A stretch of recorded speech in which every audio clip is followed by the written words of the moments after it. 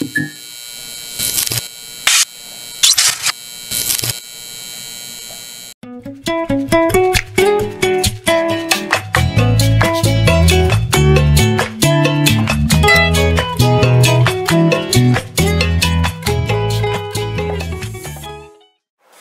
Sobat Tani BPPB Batu, kembali lagi bersama saya Neina di acara W Talk.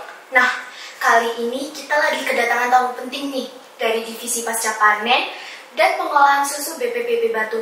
Kira-kira siapa sih namanya?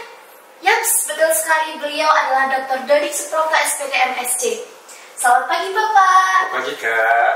Wih, kelihatan bersedih banget nih buat share information di W Talk ya. Ya, makasih. Nah, so guys, tema acara W Talk kita kali ini adalah susu dan teknik produksinya.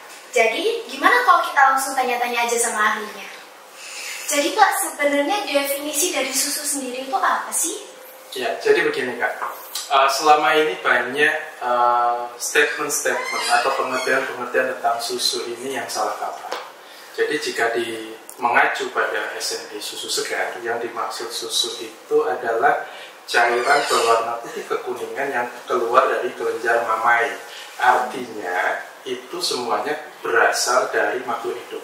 Nah, di pasaran kita sering melihat ada istilah-istilah seperti susu soya, susu kedelai, atau susu-susu nabati.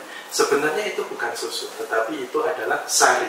Karena jika dilihat dari pengertian tadi, maka yang dimaksud susu itu adalah cairan sekresi kelenjar mamai, atau kalau di ternak namanya dari ambing, begitu. Oh, berarti penyebutan orang-orang tentang susu kedelai, susu soya itu sebenarnya salah ya Pak? Berarti betul. Penyebutan yang betul itu sari kedelai gitu ya? Correct. Oke. Kemudian ada statement tentang susu itu kan bikin gemuk nih Pak. Nah, dari Bapak sendiri itu ada solusi nggak untuk hal itu? Karena saya sendiri itu suka minum susu tapi takut gemuk gitu loh Pak. Iya, jadi Sobat Tati semuanya, jangan pernah takut untuk minum susu, ya. Karena pada prinsipnya susu ini tidak menyebabkan orang menjadi gemuk, tetapi cara konsumsi kita saja yang salah, ya.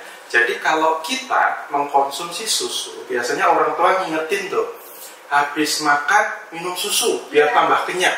Nah itu yang salah. Seharusnya kalau kita tidak ingin gemuk, maka kita minum susu terlebih dahulu, setelah 15 menit baru makan. Maka secara otomatis susu yang memiliki sifat mengenyangkan itu akan meminimalisir konsumsi kita selanjutnya. Berbeda halnya kalau tadi semisal kita habis makan nih satu piring penuh, habis itu minum susu, ya dipaksa-paksain masuk, tapi resikonya apa? 15 menit kemudian yang diserap oleh tubuh itu adalah susunya.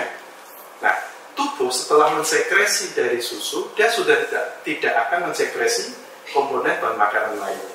Akibatnya apa? Makanan-makanan yang dikonsumsi itu tadi akan menjadi deposit. Akhirnya akan tertinggal dalam tubuh dan itu yang menimbulkan perlemakan.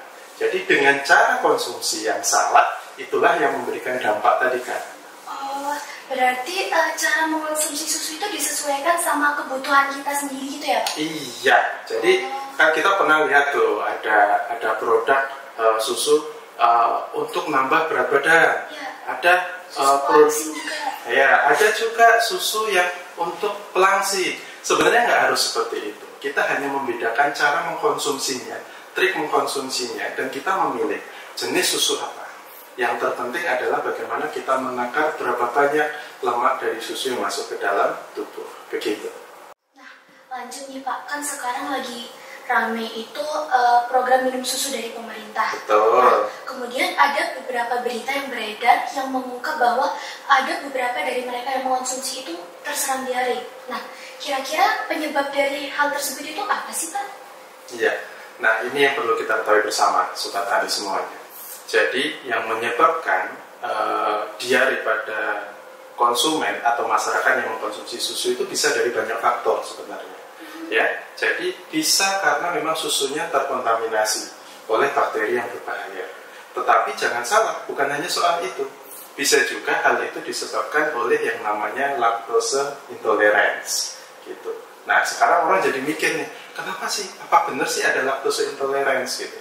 Jadi secara genetik orang Indonesia itu normal memiliki yang namanya lactose intolerance, yaitu suatu kondisi di mana ketika mereka mengkonsumsi susu, mereka akan mengalami gangguan metabolisme yang ditandai dengan adanya kejadian seperti mual ataupun mencret, dan itu hal yang sebenarnya normal. Nah, untuk meminimalisir itu, makanya di dalam industri pengolahan susu biasanya selalu ditambahkan gula, karena gula ini adalah salah satu teknik untuk mencegah terjadinya lactose intolerance tadi. Jadi nggak melulu juga karena susunya busuk, tapi juga bisa karena faktor lainnya, dan itu perlu pengkajian lebih lanjut gitu kan. Oke. Kalau untuk produk susu itu kan banyak beredar di pasaran kan Pak. Nah, itu kan ada yang berumur panjang, ada yang berumur pendek. Iya. Berarti kalau susu yang berumur panjang itu pakai pengawet ya Pak? Enggak juga, ya, enggak juga. Jadi kalau ada susu yang ada umurnya panjang, bisa ditaruh suhu ruang. Ada juga yang susu umurnya pendek dan harus ditaruh di dalam lemari pendingin. Itu semuanya sebenarnya berawal dari perbedaan teknik produksinya. Jadi produk dengan teknik produksi berbeda akan menghasilkan produk yang berbeda. Nah, di situ biasanya akan melibatkan berapa durasi waktu pemanasan dan berapa suhu yang digunakan. Kalau menurut Bapak sendiri nih ya, sebagai pakar susu nih, best of the best produk susu yang beredar itu apa? Kita tidak bisa mengatakan mana yang lebih baik, mana yang lebih sempurna. Yang paling terpenting adalah bagaimana kita senantiasa mengkonsumsi susu dan paham dengan teknik produksi. Di masyarakat kita sering melihat orang memasak susu, ya, jadi pakai panci langsung dikasih susu kemudian dipanaskan. Nah, itu nanti akan menimbulkan lapisan di permukaan, dan juga menimbulkan seperti gumpalan di dasar, kayak apa ya? Kalau orang Jawa bilang inte seperti itu. Nah, permukaan yang ada lapisan di permukaan atas itu menunjukkan lemak sudah mengalami oksidasi, sedangkan yang di bawah itu adalah protein yang mengalami denaturasi. Artinya di situ kerusakan komponen gizi dari susu itu sudah cukup masif. Nah, semuanya itu disebabkan oleh apa? Karena pemanasan langsung tadi. Nah, sedangkan produk-produk yang ada di masaran itu dengan berbagai teknik produksi kita bisa melihat ada susu steril, ada susu UHT, ada susu recombined milk, ada susu pasteurisasi, ada susu bubuk. Itu karena proses produksinya berbeda. Suhu yang digunakan berbeda.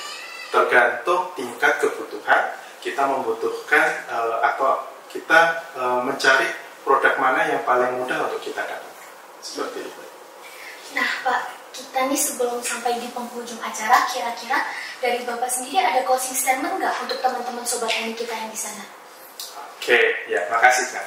Jadi Sobat Tani semuanya, perlu statement sederhana saya adalah jangan pernah takut untuk mengkonsumsi susu, karena susu sangat esensial untuk kesehatan kita.